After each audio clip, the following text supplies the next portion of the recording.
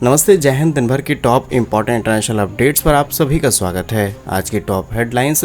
भारत के ऊपर जिस तरीके से ट्रंप ने अनाप शनाप टैरिफ लगाए हैं, अब इसका असर सिर्फ भारत पर नहीं बल्कि यूरोप पर भी पड़ना शुरू हो चुका है। इसीलिए रिसेंटली यूरोप की तरफ से एक जॉइंट कॉल किया जाता है जिसमें प्रधानमंत्री मोदी भी शामिल थे और अब यूरोप भारत के साथ एक नया ट्रेड एग्रीमेंट चाहता है। दूसरी खबर यूक्रेन और रूस से है, जहां पर यूक्रेन और रूस के राष्ट्रपति आपस में बैठ करके अब बात करना चाहते हैं। वैसे ये खबर एससीओ समिट के बाद ही आनी शुरू हो गई थी और इसके पीछे भारत का बड़ा हाथ बताया जा रहा है। तीसरी खबर चीन से है, जहां पर चीन ने अपना शक्ति प्रदर्शन किया है और दुनिया के 25 से भी ज़्यादा देशों को अपने साथ जोड़ करके दुनिया को सबसे ज़्यादा आधुनिक हथियार भी दिखाए और सीधे अमेरिका को चैलेंज किया है। चौथी खबर अमेरिका से है, जहां पर अमेरिका के अंदर एक सर्वे किया गया और इसमें कॉस्ट ऑफ लिविंग निकाली गई और 75% लोगों ने ट्रंप के खिलाफ बयानबाजी की है। आइए जानते हैं आज की इस वीडियो में सारी इंपॉर्टेंट इंटरनेशनल अपडेट बहुत ही आसान भाषा में। यदि आपको हमारा काम रिसर्च क्वालिटी पसंद आए, वीडियो को लाइक, चैनल को सब्सक्राइब जरूर कीजिएगा। तो सबसे पहली खबर यूरोप से है, जहां पर प्रधानमंत्री मोदी और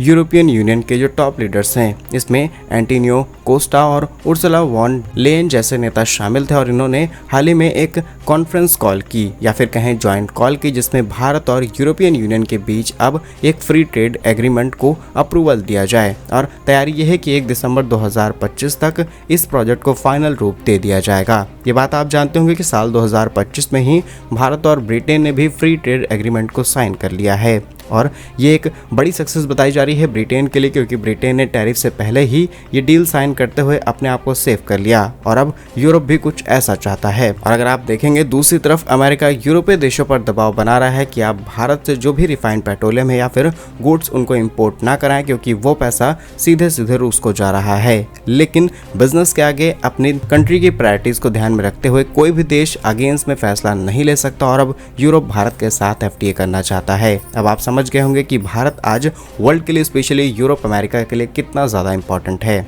अगर हम डेटा की बात करें तो भारत और यूरोप के बीच फ्री ट्रेड एग्रीमेंट को लेकर के साल 2022 में बातचीत शुरू हुई थी, लेकिन तब से ये मामला पूरी तरीके से ठंडा है और अब इसे फिर से शुरू किया जा रहा है। रिसेंटली जो कॉल हुई है, इसमें दोनों पक्षों ने इसी वर्ष के अंत तक इसे फाइनल दिशा देने की कोशिश की है। खासकर अमेरिका ने जब से भारत पर टैरिफ लगाया है, स्पेशली 50% इसे ध्यान में रखते हुए। इसके अलावा फोन कॉल पर प्रधानमंत्री मोदी ने यूक्रेन के संघर्ष को शांतिपूर्ण समाधान और वैश्विक स्थिरता को फिर से पुनर्स्थापित किया जाए, इस पर भी बात की है। भारत की नीति दोहराई किस तरीके से, जहां पर भारत की नीति को दोहराया जाए, जहां पर हम शांति से चीजों को आगे बढ़ाते हैं, उस पर फोकस किया। वहीं यूरोपियन यूनियन के नेताओं ने राष्ट्रपति जेलेंस्की के साथ भारत की सक्रिय डिप्लोमेसी व शांति प्रयासों की सराहना तक की है। तीसरा पॉइंट, दोनों पक्षों ने टेक्नोलॉजी, निवेश, रक्षा, सुरक्षा, सप्लाई चेन, नवाचार, India middle east Europe economic corridor जैसे ग्लोबल कनेक्टिविटी क्षेत्र को भी बहुत ज़्यादा एम्फेसाइज किया है।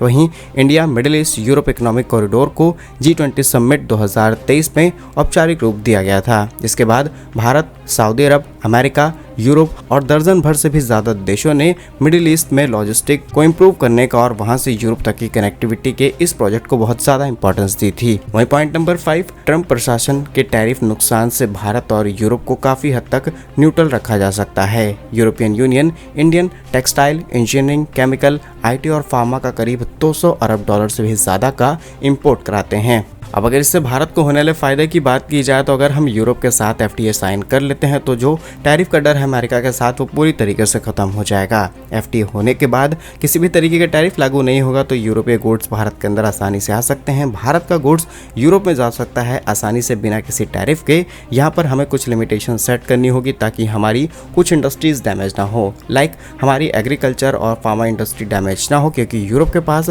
काफ़ी बड़ा स्केल है तो हम इजिली उसे सेव कर सकते हैं। बाकी सारे इंडस्ट्रीज लाइक टेक्सटाइल, इंजीनियरिंग, इन सभी सेक्टर्स में अगर हम फ्री ट्रेड करते हैं तो डेफिनेटली जो गुड्स अमेरिका जाया करते थे उन्हें डायरेक्टली हम यूरोप में एक्सपोर्ट करके अपनी पूरी सेविंग्स कर पाएंगे। फिलहाल सबसे इंपॉर्टेंट बात यह है कि इस फ्री ट्रेड एग्रीमेंट के लिए स्विट्जरलैंड, नॉर्वे, आइसलैंड, लिechtenstein जैसे देशों ने इंटरेस्ट दिखाया है। बाकी आपके हिसाब से भारत को इस डील की तरफ आगे बढ़ना चाहिए या फिर नहीं, ताकि भारत अपने सामान को यूरोप के अंदर एक्सपोर्ट कर पाए। साथ ही ये बात भी हमें नहीं भूलनी चाहिए कि वही यूरोपीय देश हैं जो कि वो तेल जो कि भारत के अंदर आता है उसे रिफाइन करके अपने देश में खरीद लेते हैं, लेकिन जब भारत रूस से तेल खरीदा है तब इन्हें प्रॉब्लम होती है। तो इनके डुअल स्टैंडर्ड को भी हमें ध्यान में रखना होगा। आगे चल के ये इस चीज़ का इस्तेमाल भारत के खिलाफ भी कर सकते हैं। नेक्स्ट इंपॉर्टेंट अपडेट रूस और यूक्रेन से सामने निकल के आ रही है, जहां पर रूस के राष्ट्रपति व्लादिमीर पुतिन और यूक्रेन के राष्ट्रपति व्लादिमीर ज़ेलेंस्की साथ में अब मिलने के लिए तैयार हो चुके हैं। ये खबर तब सामने निकल के आई जब भारत, रूस, चीन ने एक साथ बैठ कर के एससीओ मीटिंग को सक्सेसफुली कंप्लीट किया। इसमें नई करेंसी हो, नए बैंक सिस्टम हो, नए बैंक्स को लॉन्च करने की तैयारी हो, सब पर बात की और भारत लगातार यूक्रेन के टच में भी रहा। इसीलिए यूक्रेन के साथ कई बार प्रधानमंत्री मोदी की डायरेक्ट बातचीत हो चुकी है और कई बार इंटरनल लेवल पर या फिर कहें डिप्लोमेटिकली बात हुई है, जिससे अब खबर सामने निकल के आ रही है कि दोनों नेता आपस में बैठ कर के समाधान निकालना चाहते हैं। अब ट्रम्प जो क्रेडिट लेने की कोशिश कर रहे थे कि वो दुनिया के अंदर शांति ला सकते हैं, शायद वो क्रेडिट भारत को मिल जाए। और अगर ऐसा होता है तो ट्रम्प इतने ज़्यादा नाराज हो सकते हैं जिससे भारत पर मे बी ये 100% या फिर 200% तक टैरिफ भी लागू कर सकते हैं, क्योंकि ट्रम्प जो चाहते थे वो भारत करने की तैयारी में है। नेक्स्ट इंपॉर्टेंट अपडेट चीन से सामने निकल के आ रही है, जहां पर जैसे ही एससीओ समिट कंप्लीट होती है, प्रधानमंत्री मोदी चीन से भारत वापस लौट आते हैं, वैसे ही चीन एक बहुत बड़ी मिलिट्री परेड पूरी दुनिया के सामने दिखाता है। वैसे चीन का कहना था कि ये द्वितीय विश्व युद्ध के समापन की 80वीं वर्षगांठ है, जिसे एक बड़े सैन्य परेड के साथ आयोजित किया गया। लेकिन सबसे बड़ी बात थी कि यहाँ पर दुनिया के उन नेताओं को शामिल किया गया जो कि बिल्कुल अमेरिका के खिलाफ खड़े रहते हैं, और चीन ने अपने साथ लगभग 25 से ज़्यादा देशों को एक ही मंच पर एक ही दिन जोड़ करके रखा। फिलहाल चीन के अंदर हुए इस सैन्य परेड के अंदर चीन के राष्ट्रपति शी जिनपिंग, रूस के राष्ट्रपति, नॉर्थ कोरिया से किम जोंग और दुनिया के तमाम नेताओं को शामिल किया गया।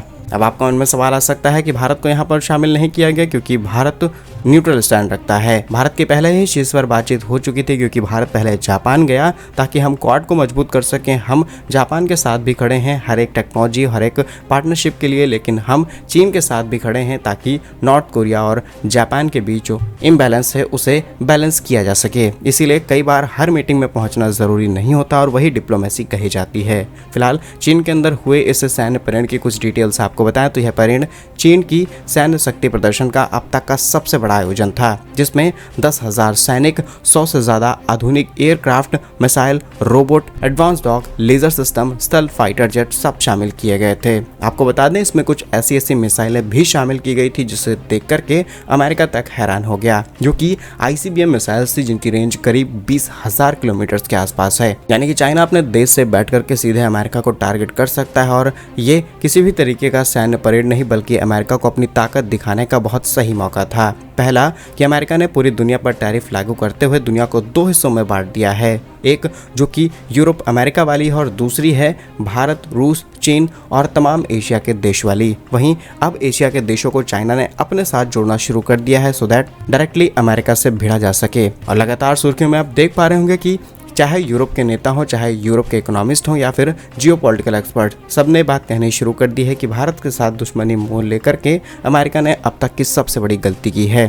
क्या आप भी इस बात को मानते हैं? कमेंट्स में अपनी राय जरूर लिखिएगा। नेक्स्ट इंपॉर्टेंट अपडेट अमेरिका से है, जहां पर अमेरिका के अंदर अब अमेरिका के लोग ही ट्रंप पर भरोसा नहीं कर रहे। ट्रंप ने अपने कार्यकाल में आने से पहले कहा था कि मैं अमेरिका को अमीर बनाने का प्रॉमिस करता हूं, इसीलिए जमकर के दुनिया पर टैरिफ लगाया गया। अमेरिका के लोगों ने अमेरिका की तारीफ की, लेकिन रिसेंटली देश के अंदर एक सर्वे किया जाता है जिसमें लिविंग ऑफ कॉस्ट बताई गई, जिसमें से 25% लोगों का कहना है कि उनका लिविंग स्टैंडर्ड बहुत ज़्यादा सही हो गया है, पहले से और ज़्यादा अच्छा होने की उम्मीद है। लेकिन 75% लोगों का मानना है कि वो अपने भविष्य को बहुत ही खतरे में देख पा रहे हैं। अब 2020 में ये रेशियो 50-60% का था, लेकिन अब ये बढ़कर के 75% से ज़्यादा हो चुका है। बाकी क्या कुछ कहना है आपका इस पर कमेंट्स में जरूर लिखिए। भारत कैसे ही वीडियोस पाने के लिए वीडियो को लाइक, चैनल को सब्सक्राइब जरूर कीजिए। वंदे मातरम, भारत माता की जय।